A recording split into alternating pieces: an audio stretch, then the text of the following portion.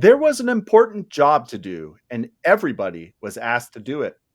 Everybody was sure that somebody would do it. Anybody would have done it, but nobody did it. Somebody got angry because it was everybody's job.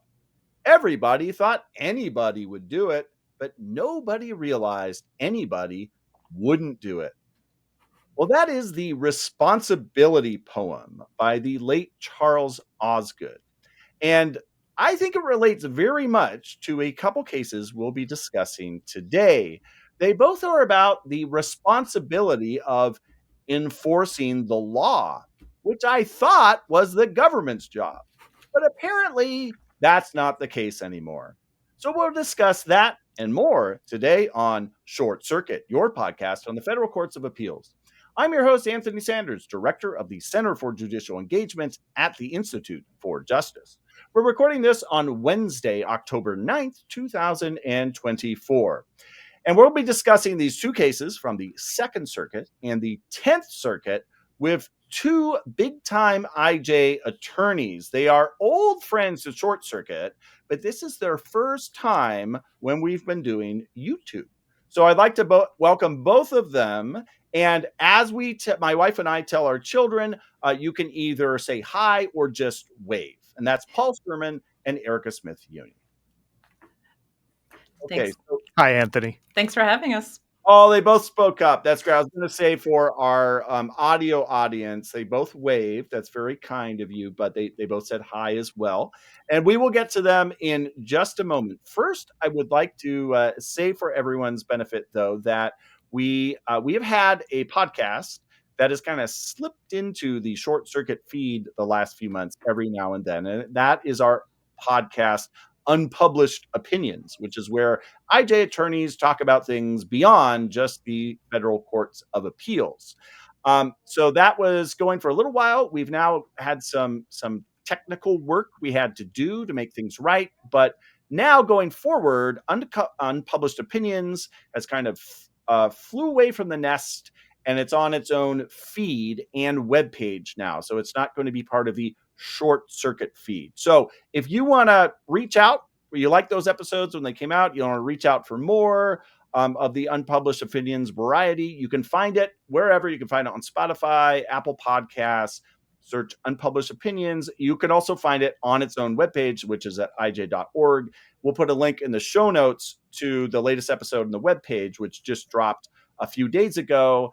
And going forward, it will be on our YouTube selections as well as an audio podcast. So want to make sure it gets a little love. You want to check it out, maybe subscribe, hear what IJ attorneys have to say beyond the federal courts of appeals.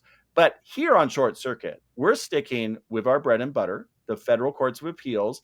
And first, we're going to go to one of the biggest circuits, some would say, the Second Circuit, the Big Apple Circuit, where Erica's going to bring us a case from New York City itself. So it's a big case, and it turns out it's a big case about how big cases get vacated and die. So, Erica, would you tell us the news? Sure. So this is Bochner versus City of New York, which the Second Circuit just released. And I'm going to set this up a little bit before I say what the ruling is. This case was a challenge to a law that New York City passed in response to the pandemic. And the law allowed many of the city's businesses to simply just stop paying rent. Doesn't matter if they could afford to pay, they didn't have to pay anymore. What the law specifically said is if you're a certain type of commercial tenant, often a small business, and you defaulted on your lease during the pandemic, your lease was permanently unenforceable. The landlord could never recover from you. So the landlord sued the city and city officials, and they claimed the law was unconstitutional under several provisions of the federal constitution, including the federal contract clause. And this case was litigated for years, going up and down in the courts, and the landlords were actually winning. That was a surprising turn, but they were winning. And just as they were about to seize victory, the city said, wait, hold on a second. You can't win because you don't actually have standing. And the reason you don't have standing is because we never enforce this law and we have no intention of ever enforcing the law. All the law does is affect the private relationships between landlords and tenants, so you should just sue your tenant. We have nothing to do with it. Even more shocking, the Second Circuit agrees and directs the district court to dismiss the case. This is an extremely frustrating opinion, least of all for the landlords, who spent God knows how much money litigating this case. So what happened? And can the government get away with this? Or are they going to be sanctioned? Stay tuned. We'll get into the details. So initially, the trial court had dismissed the claims on the merits when this case first started. This wasn't surprising. The contract clause is considered by many people to be a dead letter. But the plaintiffs appealed to the Second Circuit, and in a really remarkable opinion, the Second Circuit says, actually, we do have really serious concerns about this law. The contract clause requires the law to be reasonable and necessary, and here this law is applying regardless of the tenant's financial circumstances, regardless of whether or not they can pay, regardless of the landlord's financial circumstances. You could be a grandma who's relying on this rent to feed yourself, and you're still could be out of luck because of this law. So the Second Circuit reverses and remands, goes back to the trial court, and at that point, the writing's on the wall. We all know what the trial court's going to do. We have a few more months of discovery, and the trial court grants summary judgment to plaintiffs, declaring the law is unconstitutional under the Contracts Clause. Wow. So why was this back at the Second Circuit? Well, because at the 11th hour, right when the city realizes that they're going to lose, they put a final paragraph in their summary judgment brief. It's a 25-page brief. There's one paragraph at the very end saying there's no standing because we're not going to enforce this law. Now, this is after they had already conceded that the plaintiffs had standing, and they still made this argument. So the trial court orders more briefing, rejects the standing argument, and the city appeals. Interestingly, they don't even appeal on the merits at that point. They just appeal on the standing argument. The Second Circuit is not happy. They are really ticked off. But as some listeners may realize, standing is not a waivable defense. It's a jurisdictional requirement. So the Second Circuit has to address this late argument. So to have standing, there's three requirements. You have to have injury, causation, and redressability. And the city's saying, well, there's no injury, there's no risk of injury because we're not going to enforce this law against the landlords. So there's no risk, that we're going to go after you, fine you, put you in jail, nothing. So the plaintiffs changed their strategy because up until this point, they were bringing like this pre-enforcement challenge. Now they're saying, well, we actually already were injured. We were injured the second you passed this law because this law invalidated our contracts, our lease. And as a result, our tenants stopped paying rent to us. They actually even submit evidence of their tenant sent them an email saying, because of this law, I am not going to pay you. So there is like clear evidence of injury. This is not a speculative injury. The problem is that because the plaintiffs are forced to shift the focus of their lawsuit from kind of looking for future-looking relief to now talking about backwards-looking relief, a past injury, they create a redressability issue. This is not their fault. The city is making them do this with their new position, but it puts plaintiffs in a hard spot because plaintiffs never asked for damages. They only asked for forward-looking relief. They were asking for an injunction to prevent the city from enforcing and declaratory judgment to say that the law is unconstitutional. They never asked for nominal damages, no damages for their lost rent, nothing. And you can't sustain a retrospective lawsuit just with a declaratory judgment. That's not enough because it's not redressable. It's not enough for the court to say you were wronged. The court has to be able to fix your injury, and here the court can't do that, or so it says. So the Second Circuit adopts that reasoning and finds no standing. There was no damages. There's nothing you could do. You should have sued the tenants in state court, asked for rent, and then when the tenant raised this law as a defense to paying the rent, then you should have challenged the constitutionality of this law.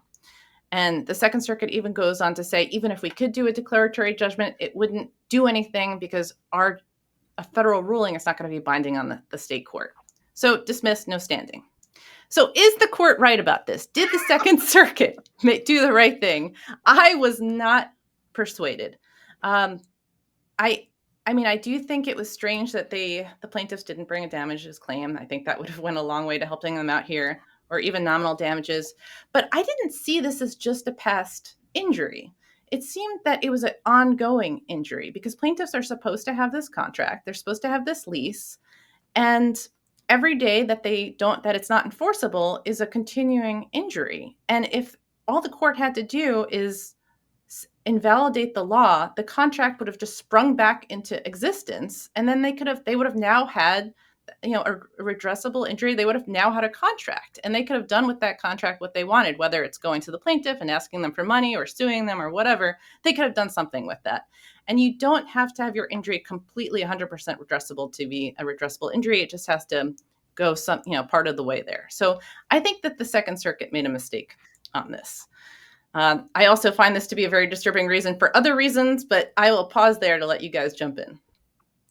Paul, are you on team injury? Well, I don't think there's any question that there's actually an injury here.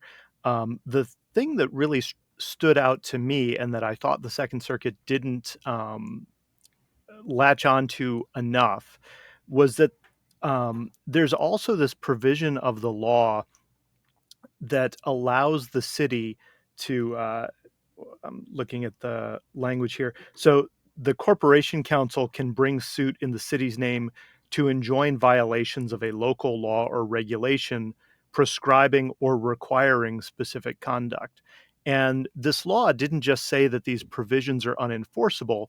There was a second part to the law that said if you try to collect on a debt that is unenforceable under this law, that counts as landlord on tenant harassment. Mm-hmm. And so the city could, if it wanted, bring lawsuits to enjoin landlords from doing that.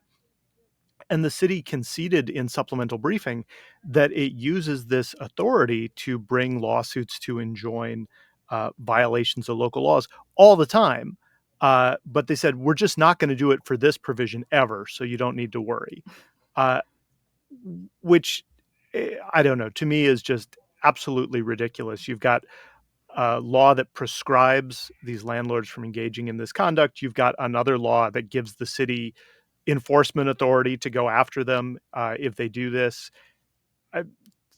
I think that should be straightforwardly enough to establish the standing of the landlords, and it's kind of outrageous that it isn't. Why would that law talk about this kind of extra bad thing you can do, the landlord harassment, if there wasn't some kind of enforcement imagined by the city? Like you just said, Paul. I mean, it's not like that just means a tenant will have an easier time in court. It means that there's some kind of, a civil or even criminal penalty attached to it. Yeah. And it's just this idea that like, well, this is just between you and your tenants is implausible, because if you do go after your tenants in these cases, the city is either going to intervene in the lawsuit or it's going to appear as amicus, as it in fact did in some other litigation. So I mean, it's transparent, I think, gamesmanship. And this, the Second Circuit is pretty annoyed by it. But it chalks it up to negligence on the part of the city as opposed to actual bad faith, which would have been sanctionable. To me, that strikes me as pretty implausible. I mean, if you've spent any time suing the government, you know that like attacking your standing is the number one item on the government's checklist that goes in every single brief they file. Yeah. So the idea that they just forgot, it never occurred to them to raise a standing argument. I mean, unless the lawyer for the city was extremely junior and inexperienced, that doesn't sound plausible. Well, the other thing that's really weird going on here is this is a pandemic era standing case. And there have been a zillion of these. We've got sick of talking about these on the show, to be frank. And our friend John Ross, who does our newsletter, has gotten sick of putting them in our newsletter because they happen over and over again, which is sue about some restriction from the pandemic. Pandemic's long in the past now, and it getting more and more apparent. Yeah, it's not about to just come back. And so courts are saying this is moot, that this thing is whatever it was, but 3 years ago, it's not happening now. And so you don't have a case because it's moot. This is not a case like that. It has to do with the pandemic. This law hasn't really been in effect in like 3 years now, it looks like, because they had to start paying rent again in mid 2021. But it's not because it's moot. It's because the city says, basically, we don't enforce this law ever. So retroactively, we were never going to enforce the law. We never plan on, if there is another pandemic, we won't enforce the law then. And so it's under that rubric that the court says there's no standing, because there's no redressability because the city doesn't enforce it, which gets really confusing, I think, and kind of the pandemic being in the background kind of allows this reasoning to go in the back door, like you were saying, Paul, that we just didn't enforce it. Of course, or didn't raise it. Of course, the reason why they didn't raise it back when this case was being litigated in 2020 and 2021 is because they really wanted to enforce it at that time, and they're not going to throw all the tenants they're trying to protect under the bus by saying that in federal court. I mean, it's pretty obvious. Yeah. And yet none of that happens. There's no dissent. So none of that is voice. Yeah.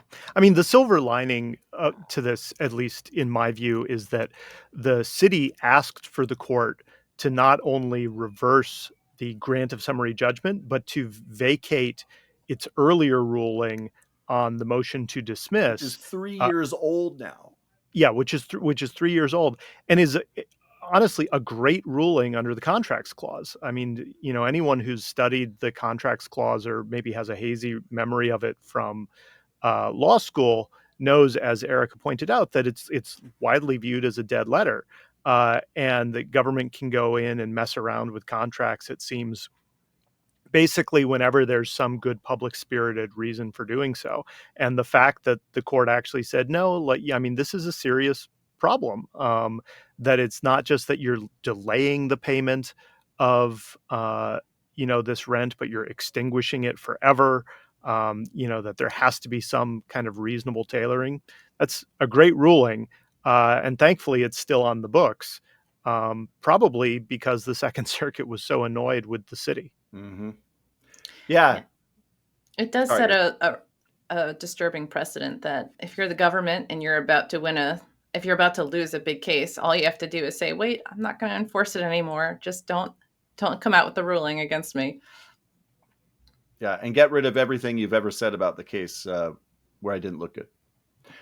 We don't often get contracts clause claims on this show. We've done it a couple times in the past, and a couple were pandemic-y cases were kind of similar stuff to this. But while we're at it, before we go to the next case, Erica, anything you want to give listeners about the contracts clause if they're interested in diving into this area? Maybe something comes up and they actually think they might have a contracts clause claim. Anything to keep in mind?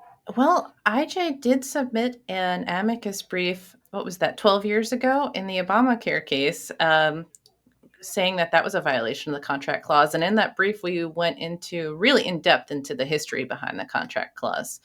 So really interesting read if you're a history nerd or interested in bringing contract clause claim.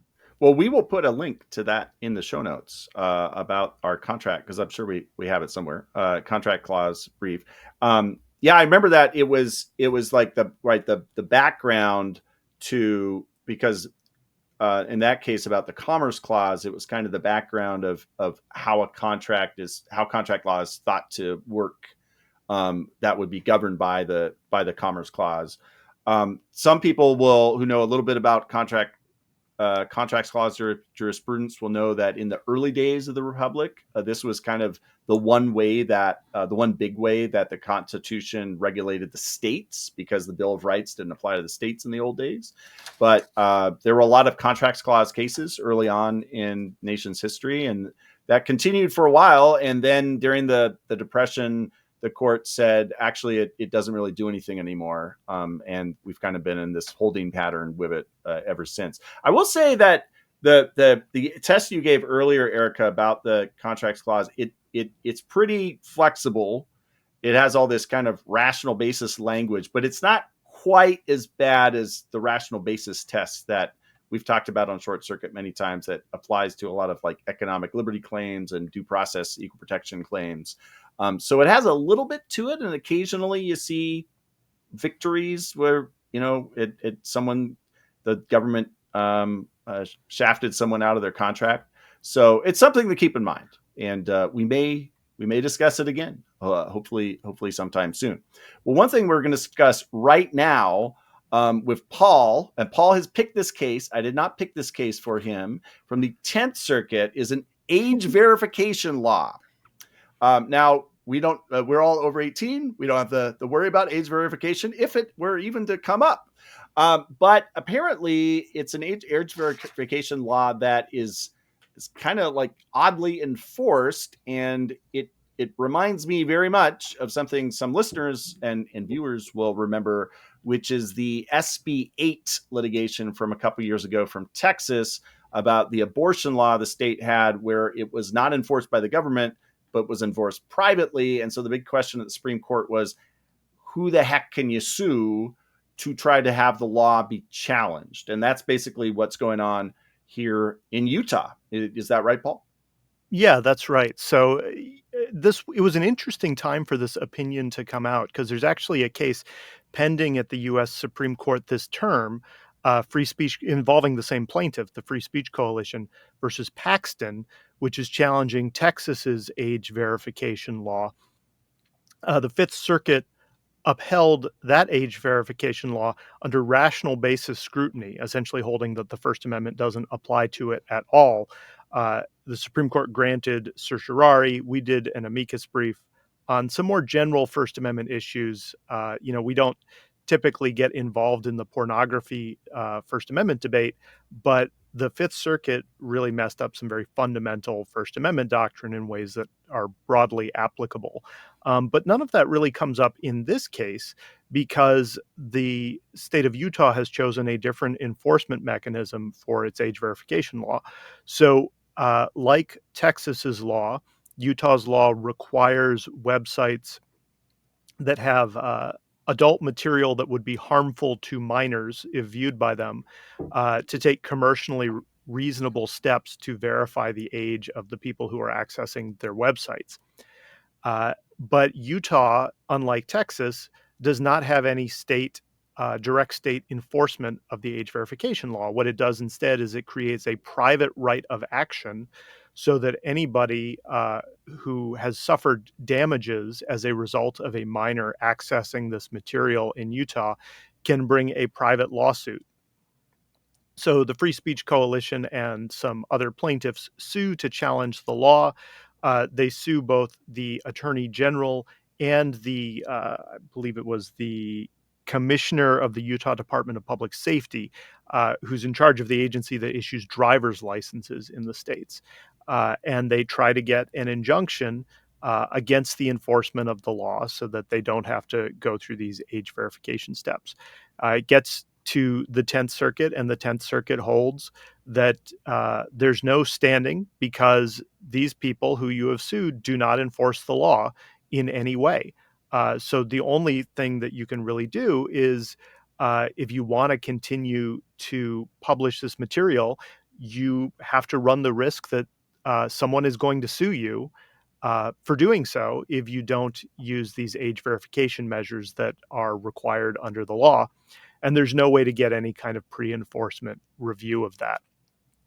There is a partial dissent in the case from one of the judges who argues that you should be able to go after the Commissioner of Public Safety because of his overseeing the state's driver's license ID program, which provides for a form of digital identification. I don't think that the dissent really got the better of this part of the argument, because the ID actually couldn't be used at the time for online verification. It didn't work in that way. So I don't necessarily disagree that with the majority's opinion that these were not proper defendants and that you can't sue them, you don't have redressability against them. But it is frustrating to see these kinds of shenanigans where states enact laws. They plainly intend them to have a chilling effect on speech. They actually do have a chilling effect on speech, but there's no way to get that addressed in court unless you sort of gin up some kind of collusive lawsuit, if you get some private party to sue you. Uh, it does remind me a little bit of a lawsuit that we had that was in the 10th Circuit in Colorado, involving private enforcement of that state's campaign finance laws, where in Colorado, any private party who wanted to could bring a private lawsuit to enforce the campaign finance laws. This was a widely abused system. People used it to target their political opponents. We managed to challenge that system in court, and it was really on this sort of hyper technical grounds that the way the system worked was you had to first file a complaint with the Secretary of State, and then the Secretary of State did the essentially ministerial act of forwarding that complaint on to the state administrative courts. And so we challenged that, and we said the Secretary of State should be enjoined from forwarding these complaints to the court. And that was enough of a hook to have standing and redressability, and to ultimately we won that lawsuit and we got that system struck down.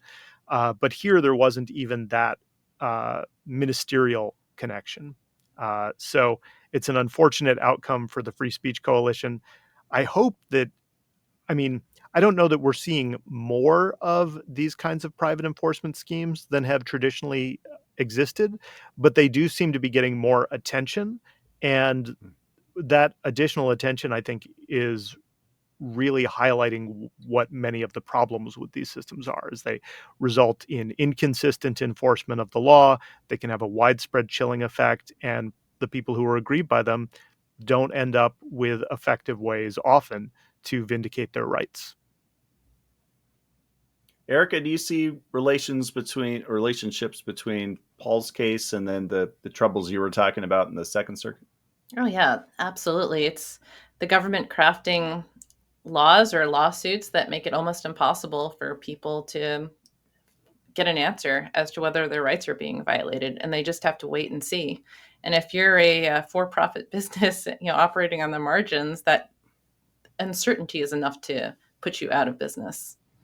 And here it seems, I mean, you could argue that the New York City scheme was set up for the tenants to take advantage of it. So I mean, that we agreed that the city was going to enforce it, but really how it's supposed to work is the tenants taking advantage. It seems like this, like now maybe I'm mixing the two, but remembering the whole women's health case that the Supreme Court decided about the Texas matter, here in Utah, really what's going on is the state is trying to chill these businesses and to set up this age verification, and yet to get out of it being challenged, it's putting it on the private. I mean, what private party is going to sue about that? I understand, like, someone who's an abortion activist or is going to want to sue a doctor doing abortions. Like, you can imagine that.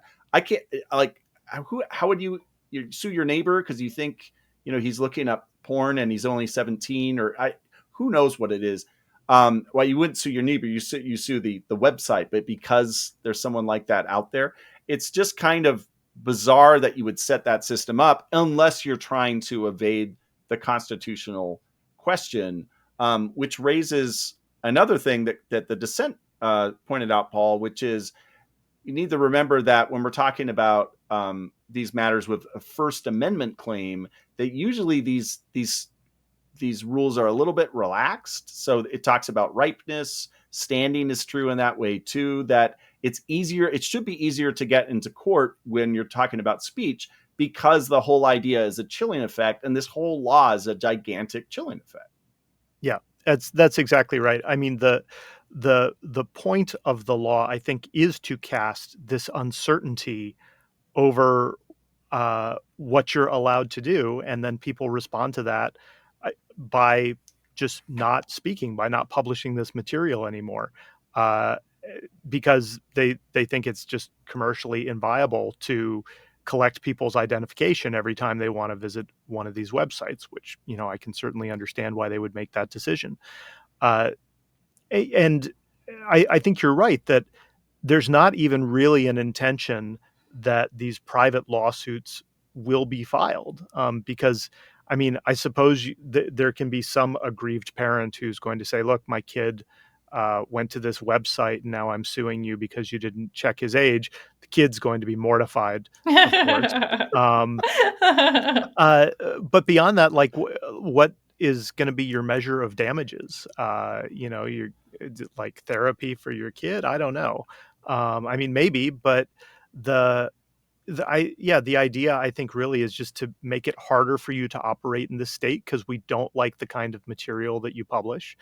And if the court could reach the First Amendment merits of it, I think it would have to apply strict scrutiny. That's the argument that we make in our Free Speech Coalition v. Paxton amicus brief. But here they seem to have found a tricky way to get the best of both worlds, where they can have the chilling effect and avoid the First Amendment scrutiny. And it doesn't seem right. Yeah. So I was going to say, and it's been working because these porn businesses have just stopped showing porn in these states. And Paul, is it right that they're actually, at the time the decision came down, there wasn't even a way to verify the age that satisfied the statutory requirements? I believe that is right, or at least there was no way to do it with the state issued ID. So there are, I think, like third-party companies that provide age verification services that you might be able to contract with. But I think the point is not to get these companies to actually do the age verification. The point is to get these companies to stop publishing this material in these states. Yeah, and the dissent talked about that a lot. Yeah. So, Paul, I have a really basic question that I know the answer to, but I know some of our listeners and viewers may be just asking, why is this all relevant? Why can't you just sue the state of Utah and say this is unconstitutional? Why can't you do that? It's a great question. And so there is, so most people have heard of the Bill of Rights, which is the first 10 amendments. But not that long after those were adopted, we enacted the 11th Amendment. And the 11th Amendment prohibits citizens from one state from suing a different state. And of course, as you can infer from that language, that means that citizens can also not sue their own state. Of course. It's right there in the text. Yeah, exactly. I mean, what could be more crystal clear? I'm joking, so there's everyone, but that's how it's there's this.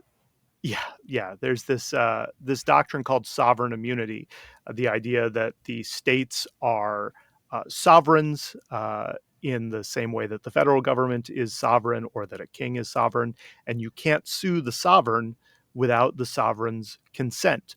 And so there are some circumstances where the state or the federal government has waived this immunity and can be sued. But typically, you can't just sue the state directly. And there are some ways to get around that.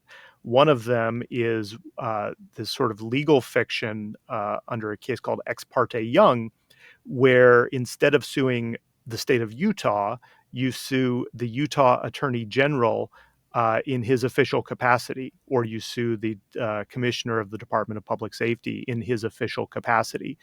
As a practical matter, it has exactly the same effect as if you could sue the state. And they are defended by exactly the same lawyers who would defend them if you could sue the state. But you have to sort of go through this legal fiction in order to be able to do it. But to invoke Ex parte Young, the government official has to play some direct role in the enforcement of the law, even if it is an essentially ministerial role, like the one that we discussed with our Colorado private enforcement case. But here, because there wasn't even that, there wasn't that hook, so they couldn't invoke Ex parte Young, and the doctrine of sovereign immunity prevailed. So all of that that Paul just explained takes, unfortunately, many years of trial and error and learning in the courts to figure out. And there were many attorneys who try to sue the government and get one little part of that wrong and get their case tossed out. Many of them end up in the Short Circuit newsletter because you have to really run the gauntlet in order to fight for your constitutional rights, whether they're the constitutional rights at issue in this case, or perhaps more ones you might find more weighty. And so that's why it takes so much work to sue the government. But Paul, thank you for that primer, and thank you, Erica, for your discussion of the contract clause. So we will get back to more constitutional issues in our next episode, whether they be First Amendment, Contracts Clause, or otherwise. But thank you both for coming on this week. Please be sure to follow Short Circuit on YouTube, Apple Podcasts, Spotify, and all other podcast platforms. And remember to get engaged.